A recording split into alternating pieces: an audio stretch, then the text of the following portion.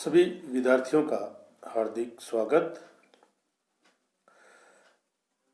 हमारे MCom previous एवीएसटी के जो विद्यार्थी हैं वो बीकॉम पास करके उन्होंने एमकॉम में एडमिशन लिया है। बीकॉम तक तो सभी सब्जेक्ट एक साथ पढ़ने होते हैं, लेकिन जब एमकॉम करते हैं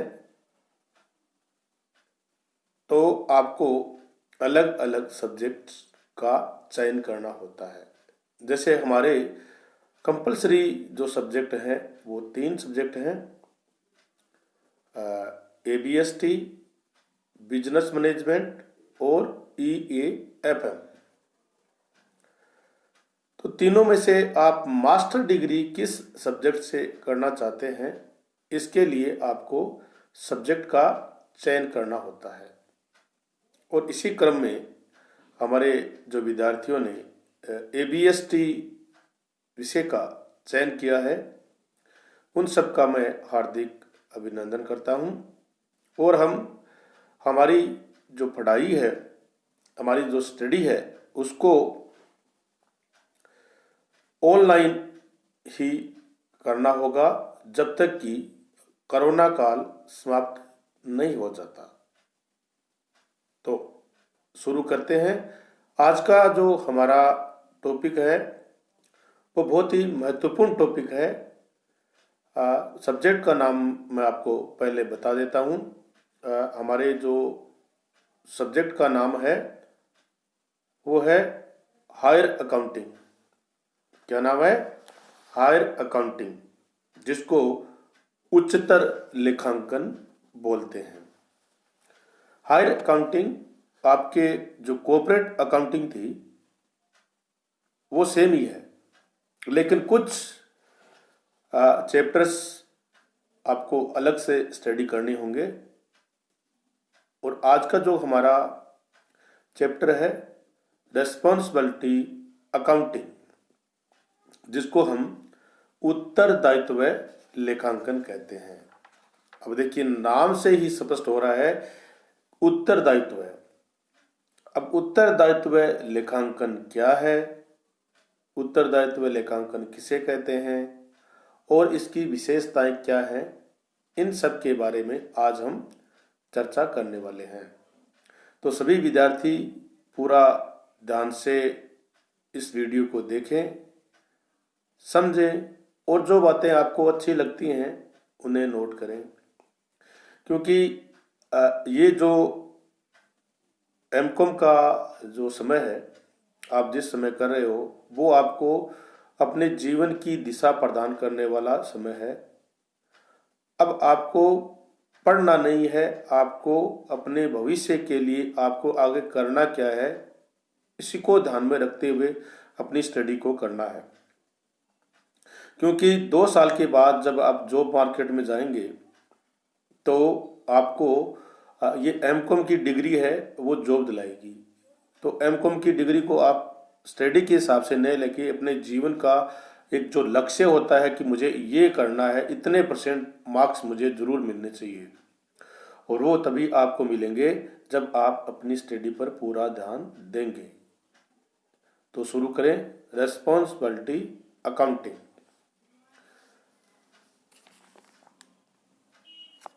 उत्तरदायित्व लेखांकन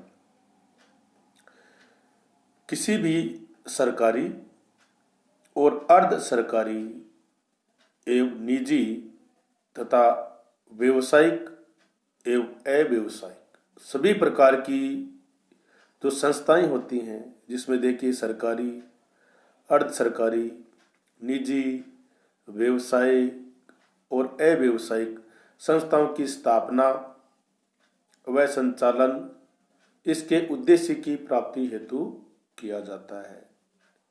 जो भी संस्थाएं हम स्थापित करते हैं उनका एक उद्देश्य होता है, और उस उद्देश्य की प्राप्ति के लिए ही ये संस्थाएं स्थापित की जाती हैं।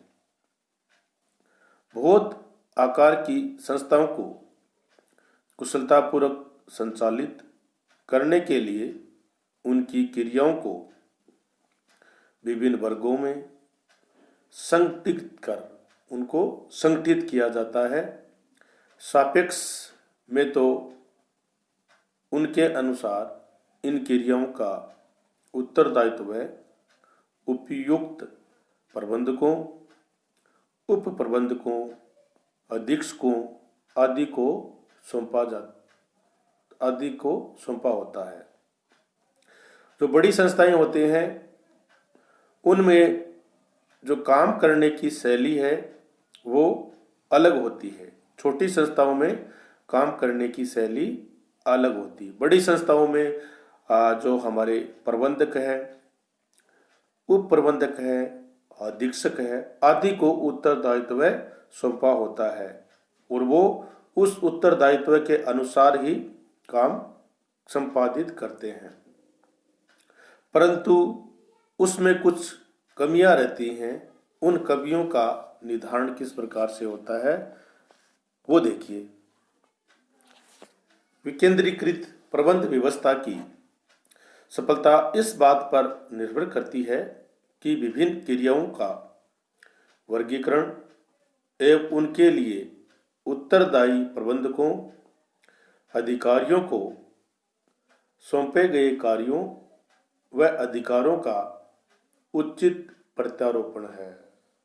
जो उत्तरदायित्व लेखांकन है वो क्या है?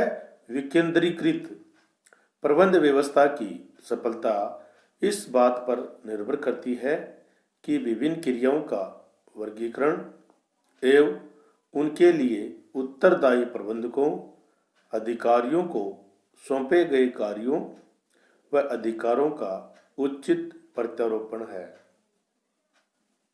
परमाप लागत की सहायता से विभिन्न उत्तरदायी केंद्रों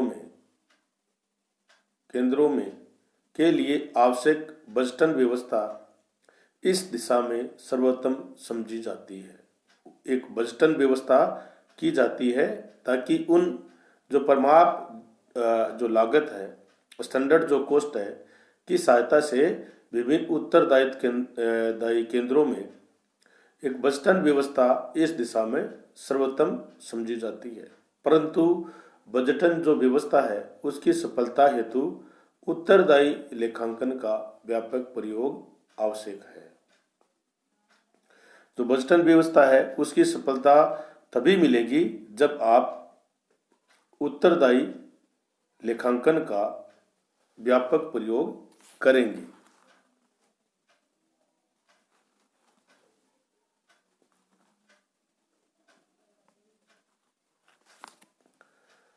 तो उत्तरदायी लेखांकन का हमें प्रयोग करना है तो उसके लिए जरूरी है कि हमें पता होना चाहिए कि उत्तरदायित्व लेखांकन किसे कहते हैं, इसका अर्थ क्या है।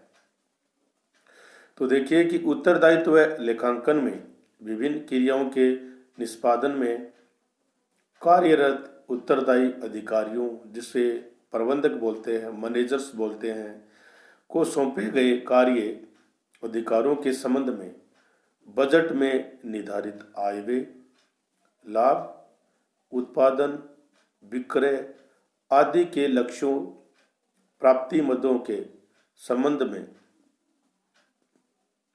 संबंधों की तुलना की जाती है। क्या की जाती है? आय व्यय, लाभ, उत्पादन, विक्रय आदि के लक्ष्य प्राप्ति की मदें हैं के संबंधों की तुलना की जाती है। किसमें? उत्तरदायित्व लेखांकन में।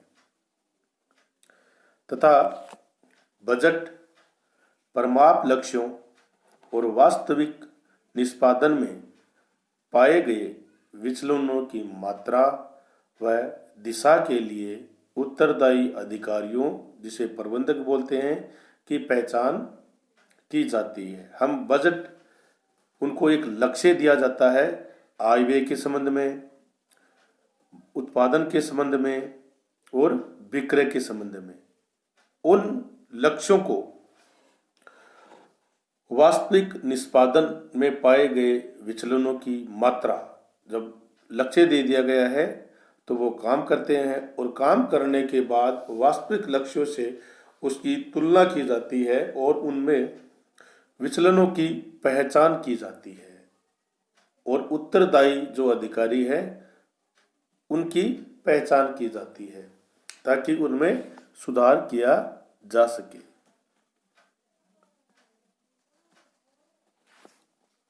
उत्तरदायित्व लेखांकन वस्तुतः उत्तरदायी व्यक्तियों को उनके द्वारा संपन्न कार्यों व निर्णयों के लिए उत्तरदायी प्रतिवेदन तैयार कर स्वयं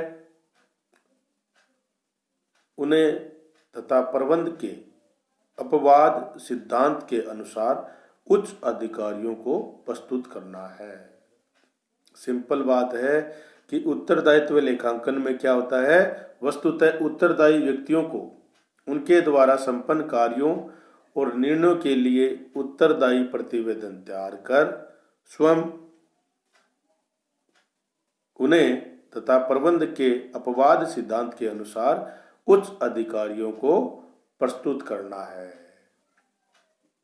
इस प्रकार उत्तरदायित्व लेखांकन वित्तीय लेखांकन और लागत लेखांकन की तरह दोहरा प्रविष्टि पद्धति पर आधारित लेखांकन विधि नहीं है। इसमें जिस प्रकार से वित्तीय लेखांकन और लागत लेखांकन में हम दोहरा लेखा पद्धति का प्रयोग करते हैं, उस प्रकार से ये जो उत्तरदायित्व लेखांकन है वो विधि लेखांकन विधि नहीं है, वरन प्रबंध लेखांकन द्वारा तैयार किया गया प्रतिवेदन है।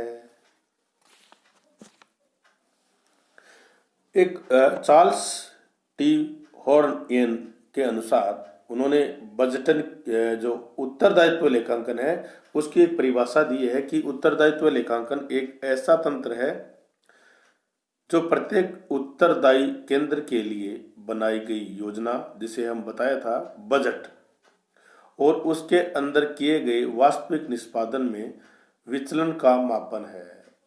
बजट निर्धारित कर दिया, लक्ष्य हमने दे दिया और लक्ष्य देने के बाद जब वास्तविक परिणाम हमारे सामने आया तो जो विचलन है उसका मापन किया जाता है। किसमें? उत्तरदायित्व लेखांकन में, जिसके आधार पर उत्तरदायी केंद्रों के प्रधान का दायित्व तय होता है। ये परिभाषा दी है चार्ल्स टी हॉर्न ने। एक परिभाषा एंडरसन ने दी है। उत्तरदायित्व लेखांकन की अवधारणा ऐसी लेखांकन पद्धति को समाहित करती है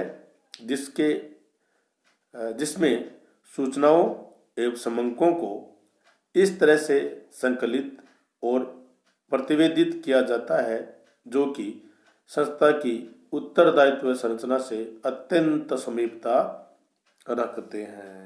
इसमें क्या किया जाता है? सूचनाओं और समंकों को इस तरह से संकलित और प्रतिवेदित किया जाता है जो कि संस्था के उत्तरदायित्व संरचना से अत्यंत समीपता रखते हैं। समीपता, इन सब के आधार पर अगर हम उत्तरदायित्व लेखांकन की विशेषता की बात करें तो देखिए कि पहली विशेषता यह है कि उत्तरदायित्व लेखांकन वस्तुतः वित्तीय लेखांकन अथवा लागत लेखांकन के समान लेखा पुस्तकों में लेखा करने की पद्धति नहीं है। इसमें कोई दोहरा लेखा पद्धति के आधार पर नहीं किया जाता है, जिस प्रकार से वित्तीय लेखांकन व लागत लेखांकन में किया जाता है। दूसरी जो परिभाषा है कि उत्तरदायित्व प्रबंध लेखांकन का एक अंग है, जिसमें प्रबंध के नियंत्रण हेतु सूचनाओं व समंकों का संग्रहण किया जाता है तथा उत्तरदायित्व प्रतिवेदन तैयार किया जाता है। ये प्रबंध लेखांकन का अंग है और प्रबंध लेखांकन में प्रबंध के नियंत्रण हेतु सूचनाओं व समंकों का संग्रहण किया जाता है तथा उत्तरदायित्व प्रतिवेदन तैयार किया जाता है।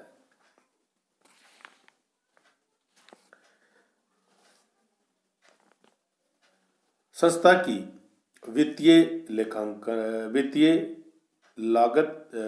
लेखांकन लागत एवं लेखांकन व्यवस्था में उत्तरदायित्व केंद्रों, उनकी क्रियाओं के संबंध में सही और सामयिक सूचनाओं व समंकों के संग्रहण करने की प्रभावी प्रणाली होना आवश्यक है। अगर सूचनाओं का संग्रहण,